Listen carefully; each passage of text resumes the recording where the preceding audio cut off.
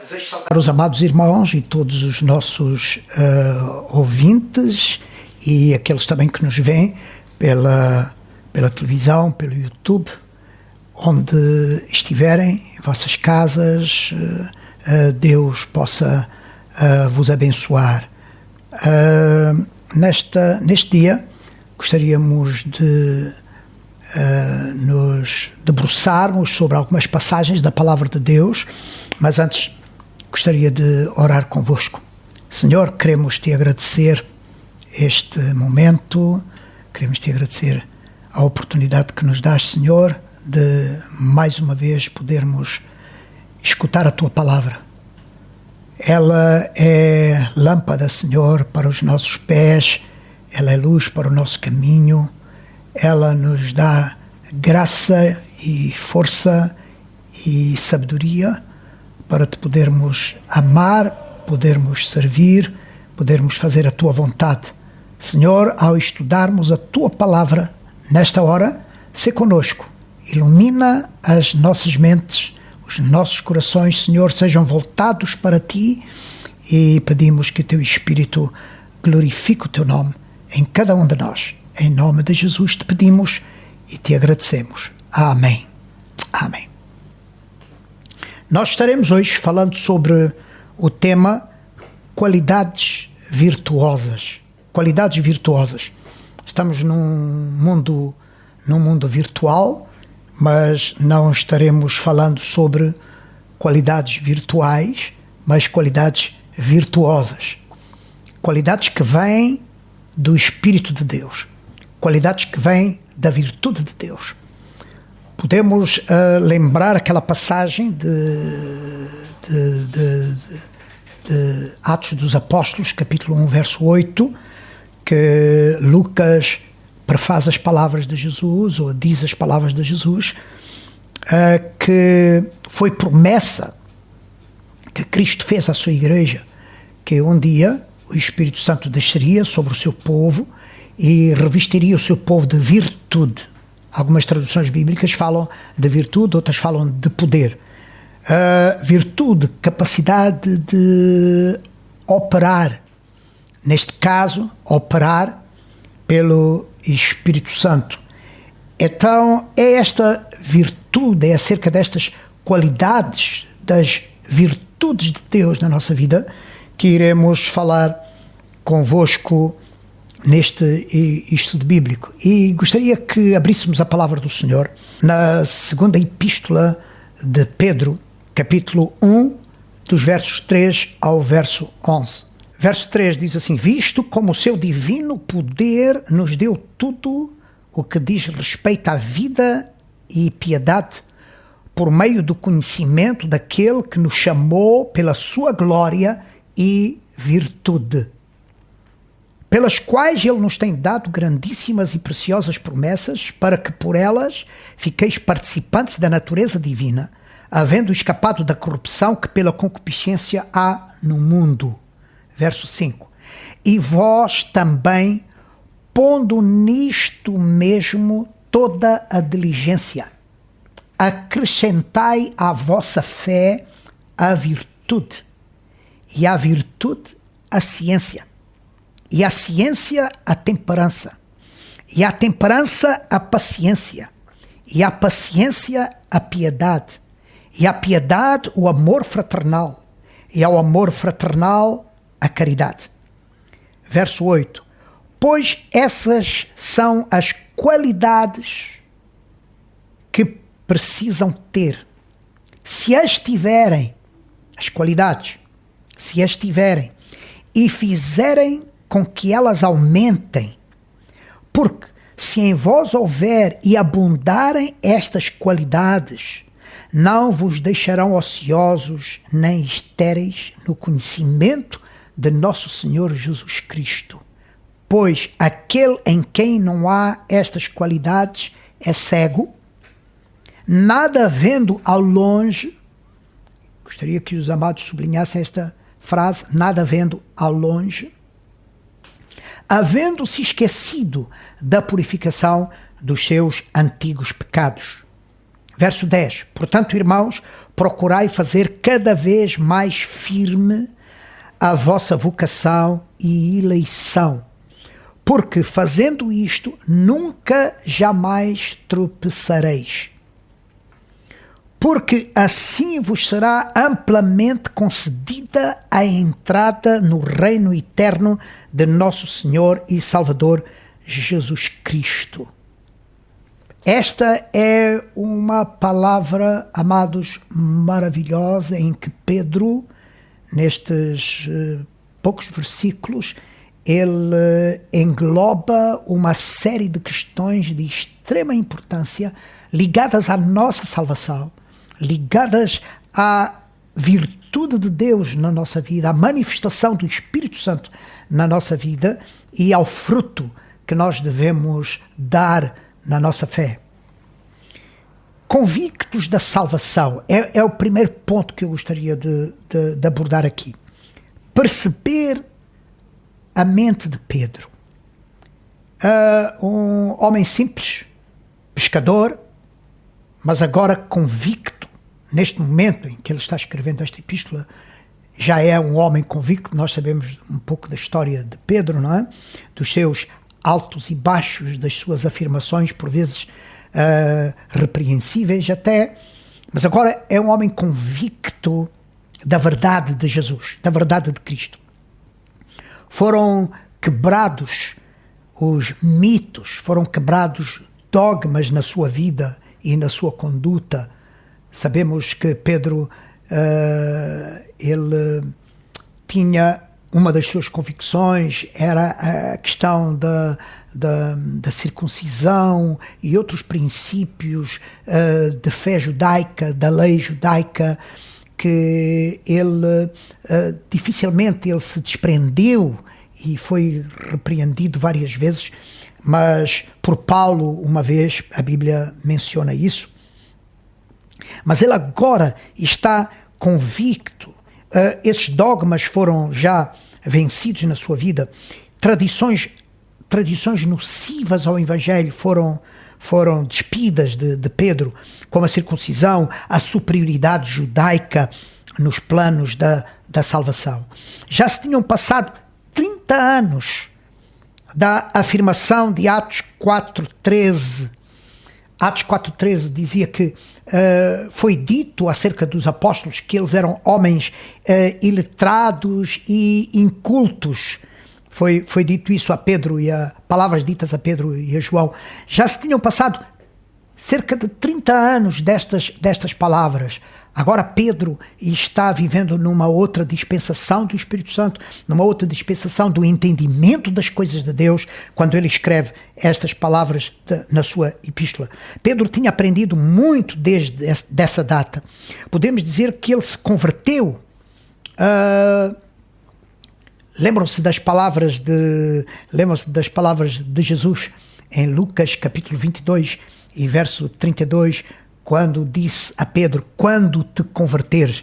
Pedro, acreditamos pela forma como ele escreve, acreditamos que neste momento Pedro já está convertido, e isso é muito importante nós percebermos mesmo essas palavras de Jesus a Pedro, e agora como Pedro escreve acerca da própria conversão, acerca da salvação. Era agora um Pedro convertido. Mas ele teve uma revelação genuína sobre a salvação e os benefícios que advêm para o crente. É esta revelação que agora Pedro tem. Salvação, e ele aqui nesta epístola, neste capítulo e estes versículos que nós lemos, ele está dizendo, por outras palavras, ele está dizendo que a salvação tem amigos. Existem amigos da salvação. Não estou falando de pessoas. Nós somos amigos da salvação. Nós amamos a salvação que nós temos. Nós valorizamos esta salvação que temos. Ele está a falar de outros amigos que têm uma ligação fraterna com a salvação, podemos dizer assim. Pedro mostra que a salvação não é solteira, não está sozinha, no sentido que não é um ato isolado de misericórdia, de compaixão e longanimidade de Deus, mas é um conjunto de graças, de virtudes e de bem-aventuranças. Pedro está dizendo que ao recebermos a salvação, quando a salvação chega a nós, ela não está sozinha. Salvação significa um conjunto de graças, um conjunto de capacidades, um conjunto de virtudes e de bem-aventuranças.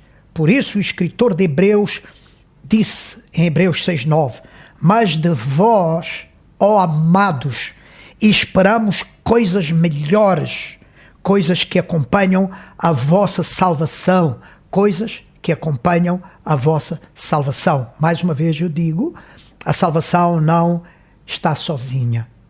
A salvação tem algo e coisas muito preciosas, que eu aqui chamarei de virtudes, muito preciosas que a acompanham e elas servem também para definir a nossa salvação, para nós percebermos se na verdade estamos salvos ou não.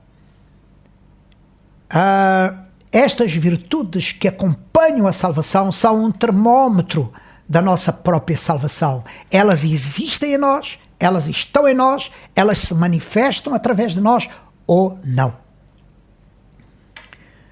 Voltemos a Pedro. Ele inicia o livro, esta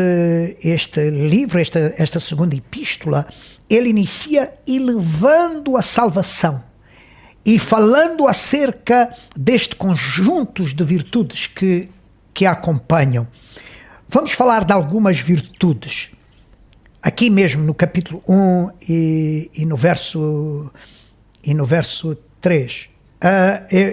Desculpem, eu estou a falar da primeira epístola de Pedro. O livro de Pedro, quando eu disse livro de Pedro, estou-me referindo à primeira epístola de Pedro. Os irmãos podem ir às vossas Bíblias e acompanharem. Nesta epístola, primeira epístola de Pedro, no seu primeiro capítulo, assim como na segunda estamos lendo o primeiro capítulo, na primeira epístola de Pedro, no primeiro capítulo, verso 3, ele exalta virtudes ligadas à salvação. Ele fala no verso 3 de esperança. Ele diz que Deus nos gerou de novo para uma viva esperança. A salvação traz esperança. Lembra as palavras do apóstolo Paulo, quando ele está a falar sobre o arrebatamento da igreja, sobre Deus nos livrar da ira futura? Ele está dizendo, nós não somos como os demais que não têm esperança. Salvação, ser salvo, desfrutar da salvação, desta preciosa salvação, é ter esperança. No versículo 4, Pedro fala de herança. Ele diz, para uma herança incorruptível, incontaminável e que não se pode murchar. Eu quero que os irmãos pensem que estamos falando de virtudes ligadas à salvação. Ele fala também de alegria e de gozo, no verso 6 e no verso 8, em que nós grandemente nos alegramos. E diz no verso 8, vos alegrais com gozo inefável e glorioso. Nos alegramos condicionalmente por coisas boas que acontecem. Por vezes a alegria é condicional, é circunstancial, mas temos gozo incondicional, gozo incircunstancial. Em tudo e por tudo que nos acontece, nós podemos ter gozo. Paulo, em 2 de Coríntios, no capítulo 7, verso 4, ele diz, superabundo de gozo em todas as nossas tribulações. O gozo não é circunstancial, o gozo é incondicional em todos os tempos, em todas as circunstâncias. A salvação trouxe a virtude do gozo, porque virtude é uma qualidade, mas também é uma capacidade que Deus nos dá pelo seu Espírito, pela salvação, termos gozo mesmo nas tribulações. A seguir, Pedro diz, no verso 7, ele fala da fé, uma virtude que vem da salvação. Fé, para que a prova da vossa fé, muito mais preciosa do que o ouro que parece, para que a prova da vossa fé, uma virtude que acompanha a salvação. E aí nós podemos pensar quando lemos aquela passagem de Hebreus que diz: de vós, ó amados, esperamos coisas melhores, coisas que acompanham a vossa salvação. Outra virtude que vem pela salvação, a liberdade. Jesus disse: se o Filho vos libertar. Jesus está dizendo palavras gloriosas aqui. Ele fala da salvação como uma libertação, mas também a libertação como um fruto, como uma qualidade que vem da salvação.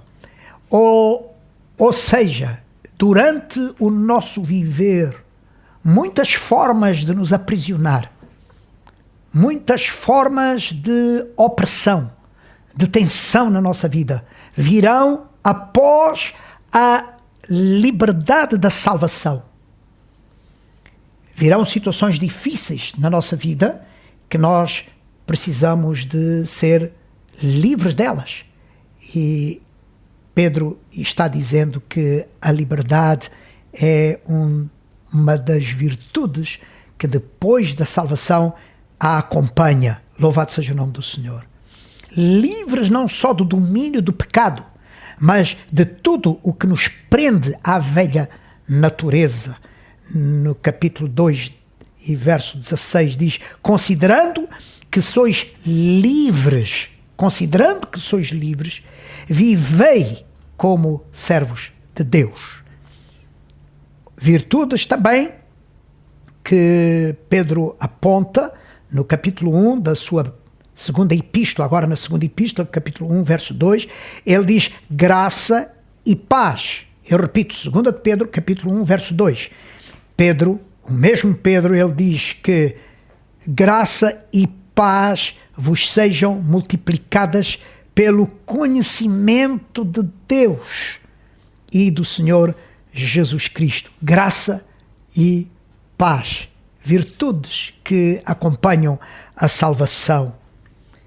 Pela salvação, temos todos os recursos para vivermos em obediência, em temor a Deus e em vitória. 1 de Pedro 1:2 diz: para santificação e obediência. Esta virtude que vem pela salvação, obediência, nos ajuda, amados, muitas vezes sem compreendermos tudo e a profundidade de todas as coisas. Nos ajuda, por causa da virtude de fé, nos ajuda a obedecer a Deus, a obedecer à sua palavra. É uma virtude que acompanha a salvação, a santificação e a obediência. Também em 2 de Pedro, 2 de Pedro, capítulo 1, verso 4, Pedro fala de promessas. A salvação, pela salvação, nós adquirimos, nós somos participantes das promessas de Deus, pelas quais, diz no capítulo 1, verso 4, pelas quais Ele nos tem dado grandíssimas e preciosas promessas, para que por elas fiqueis participantes da natureza divina. Já para não dizer que a própria natureza divina que nos é concedida por Deus vem da própria salvação. Ponto 3 seria mantendo a operação. Mantendo a operação, ou sendo operáveis na salvação. O poder da salvação opera em nós qualidades e virtudes que pertencem àquele que nos salva. A salvação trouxe algo glorioso para nós. E o que há de mais glorioso na salvação foi o processo que nos faz, pela salvação, nós iniciamos um processo que nos faz cada vez mais semelhantes ao Senhor, cada vez mais parecidos com aquele que nos salvou. A salvação traz isto. Há poder na salvação para operar as qualidades e as virtudes em nós que pertencem àquele que nos salvou. Não esqueça isso, amados. Todos os dias pense quão parecido o irmão e a irmã está com Jesus. Quão semelhante o irmão está se tornando com Jesus. Não estou a falar da sua fisionomia, eu estou a falar do seu caráter, eu estou a falar das suas obras, eu estou a falar das suas ações, com certeza. É nisso que eu estou a falar, é nisso que a Bíblia está a falar. Pela salvação, nós nos tornamos em qualidades e em virtudes parecidos, semelhantes àquele que nos salvou. Filipenses 2:12, Paulo diz: assim também operai a vossa salvação. Salvação não é algo que nós recebemos e ficamos confortados, sentados num sofá e a pensar na vida. Não. A salvação é operante. A salvação é operada. Paulo está dizendo assim: também operai a vossa salvação. O irmão precisa levantar-se desse comodismo, levantar-se dessa situação fatalista, muitas vezes, e operar o que foi dado a si, o que já lhe foi entregue pela salvação. As virtudes da salvação precisam ser operadas. As qualidades que a salvação tem precisam ser operadas em nós. Diz assim a palavra de Deus em Filipenses, no mesmo capítulo 2, no versículo seguinte, versículo 13, diz: porque Deus é aquele que opera em vós tanto o querer como o efetuar. Este é o apelo de Deus. Eu repito, este é o apelo de Deus para nós. Opera. Sê operante, porque eu também, diz Deus, porque eu também opero. E este versículo que nós lemos, Deus está dizendo isso: eu opero em vocês. Como Ele tocará se tu não queres tocar? Como é que Deus vai tocar em alguém? Lembra aquelas palavras de Paulo, não é? Como haverá quem pregue se não há quem envia? Como haverá quem é salvo se a salvação não for pregada?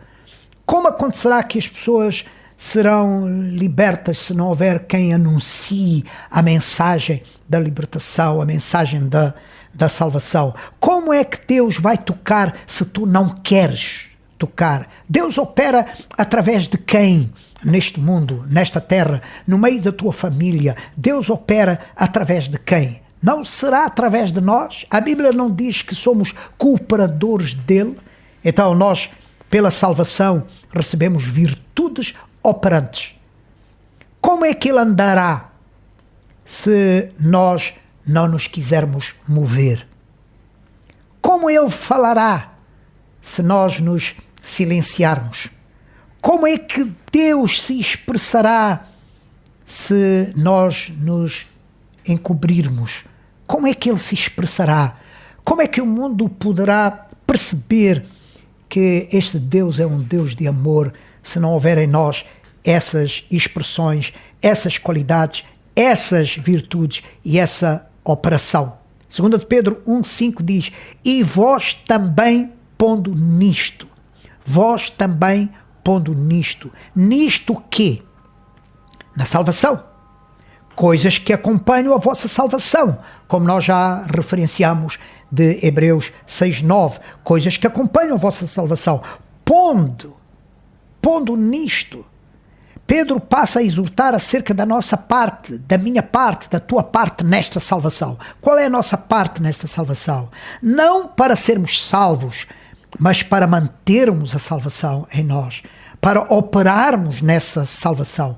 Um impulso e desejo voluntários de dizer as mesmas palavras do apóstolo Paulo, que disse em 2 Timóteo 4:7, combati o bom combate, acabei a carreira, guardei a fé.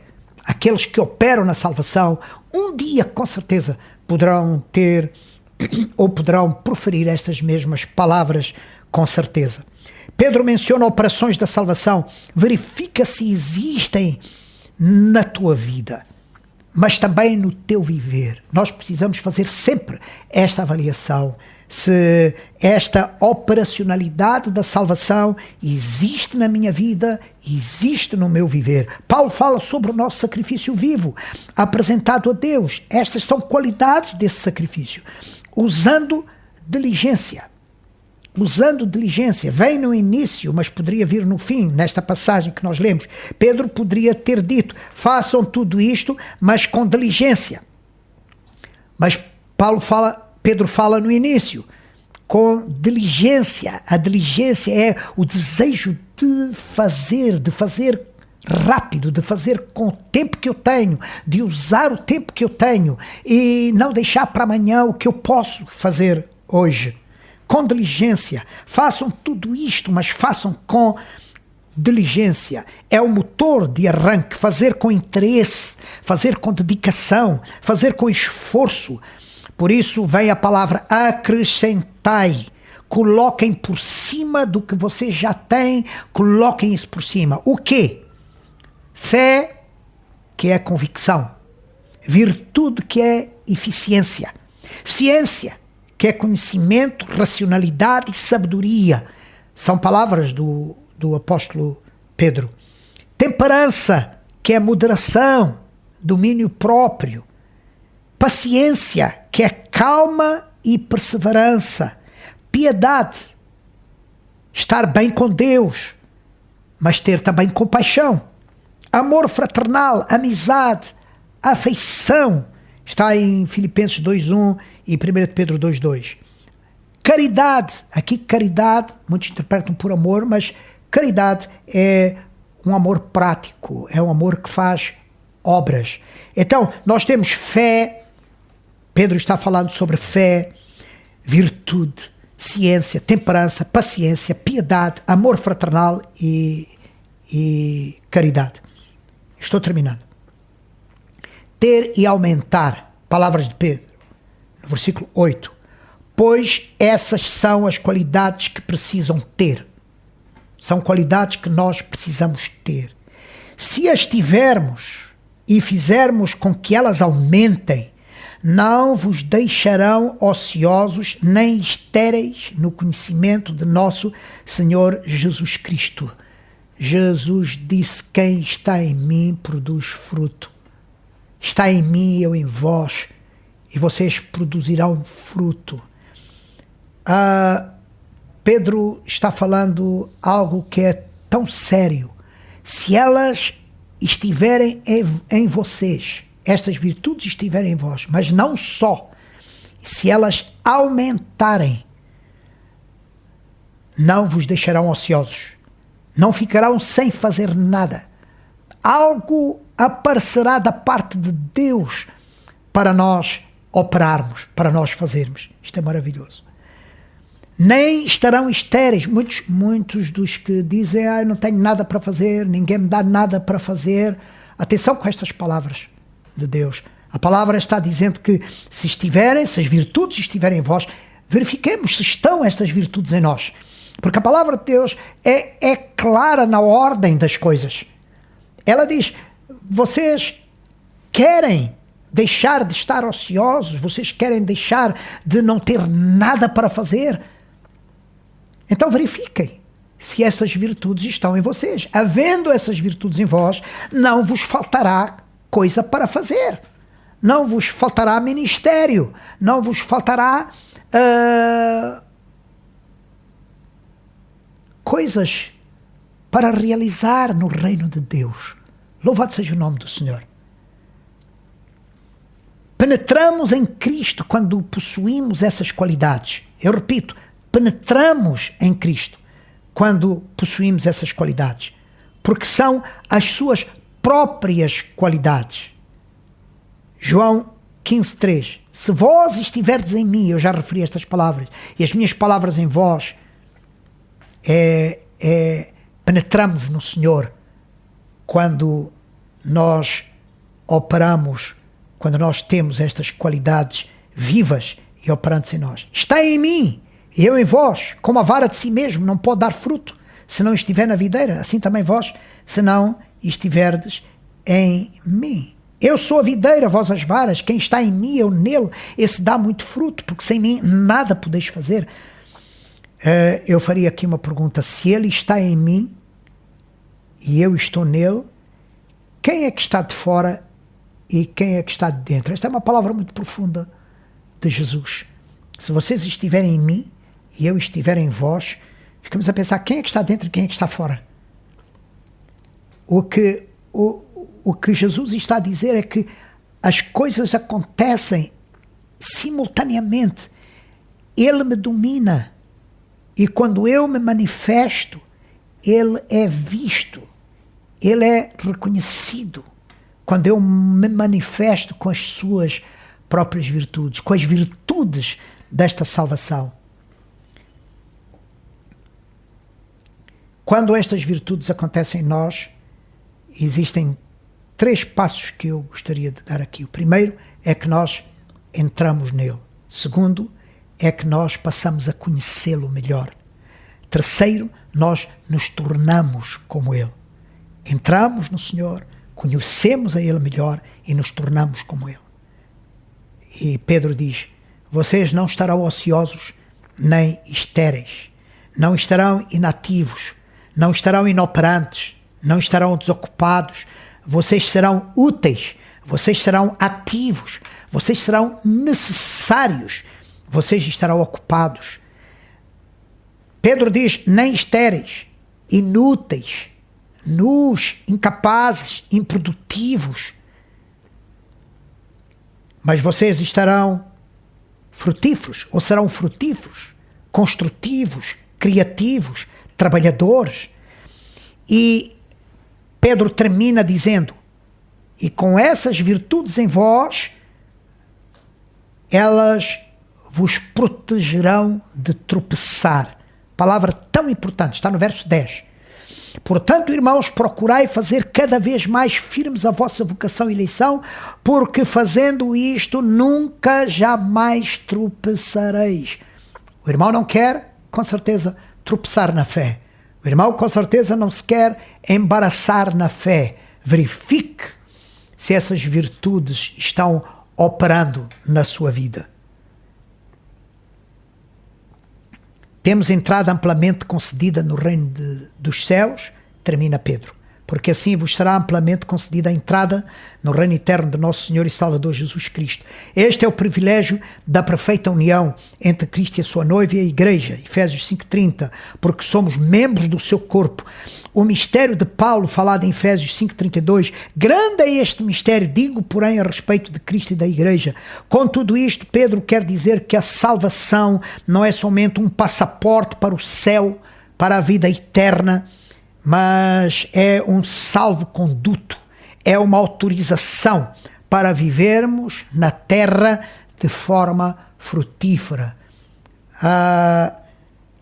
É isto que Pedro está a dizer nesta epístola, é isto que Pedro está a dizer acerca da salvação. Não é só um passaporte para entrar no céu, mas é uma autorização de Deus, uma autorização espiritual que nós recebemos para vivermos na terra de forma frutífera. Deus abençoe os amados irmãos. Amém. Vamos orar. Nosso Deus, nós te agradecemos pela tua palavra. Te agradecemos, Senhor, porque tu nos dás esta possibilidade, através da salvação, de se manifestarem em nós as virtudes do teu Espírito, de de se manifestar em nós o teu próprio caráter, Senhor, em todas estas qualidades e virtudes que Pedro tem falado na sua epístola. Senhor, guarda o teu povo, guarda a tua igreja. E que, na verdade, Senhor, o nosso viver não seja só uma esperança de ir para o céu, mas ele se manifeste através destas virtudes, através deste fruto da salvação, das coisas que acompanham a nossa salvação. Senhor, reveste-nos desta graça, reveste-nos desta virtude, para a glória do teu nome, Senhor. Assim eu oro e te agradeço em nome de Jesus. Amém. Amém. Deus abençoe.